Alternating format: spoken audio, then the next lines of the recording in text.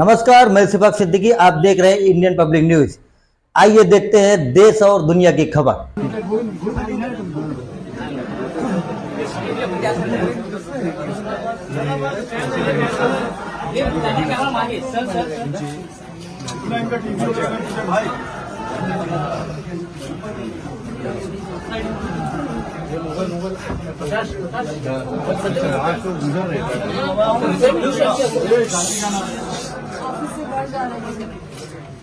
जिस तरह से मारा है ना रोड के लिए उसको खत्म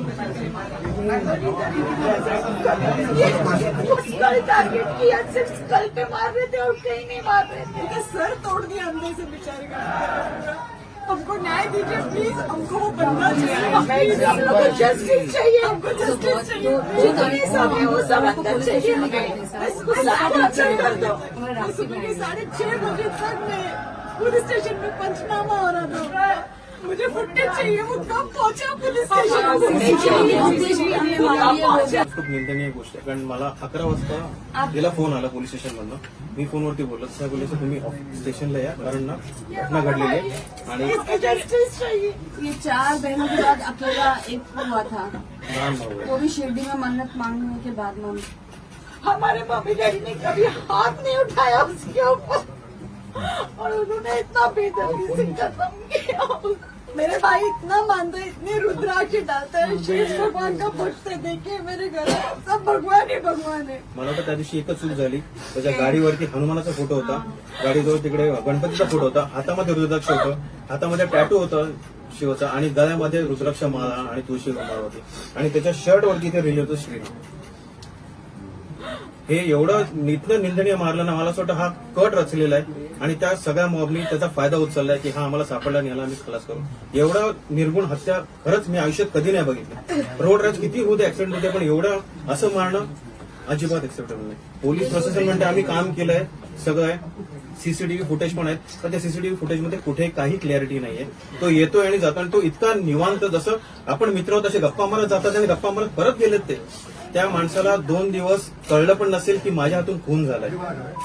आता आज जेवढा व्हिडिओ व्हायरल झालाय, तुम्ही जेव्हा भाषण दिले त्याच्यामध्ये मेन्शन केलंय, त्याच्यानंतर मला वाटतं कुठेतरी जाऊन त्यांना कळलं असेल, आणि आता तो माणूस आहे का फरार झालाय हे सुद्धा आपल्याला कळणार नाही.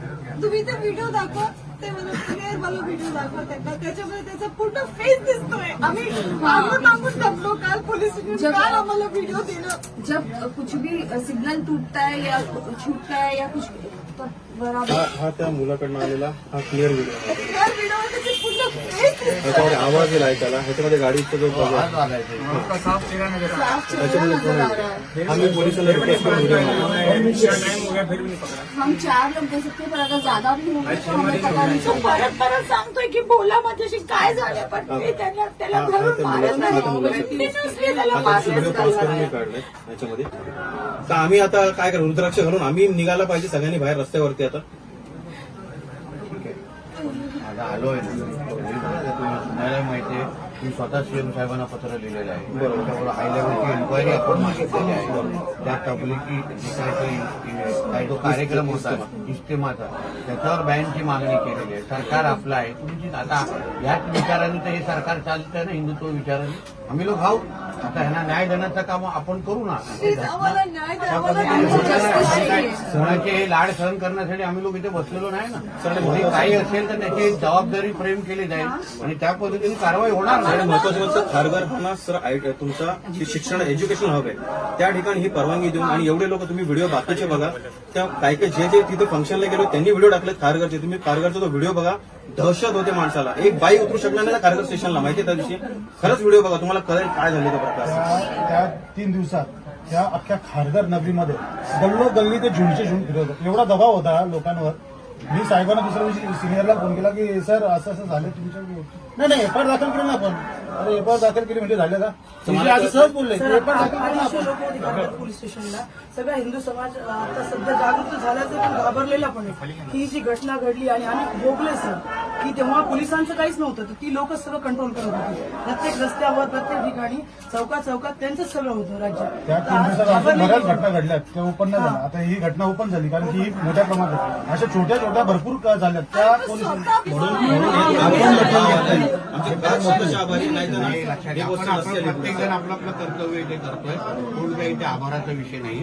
आपण फक्त एवढंच आहे की कृतीतून तुम्हाला जो समाधान द्यायचं आम्ही ऍक्शन मधून देऊ ना तुम्हाला.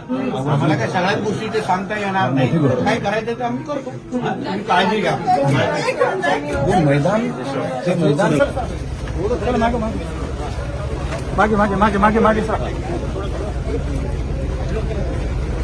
अंशुल, हाँ हाँ इधर ही हूँ।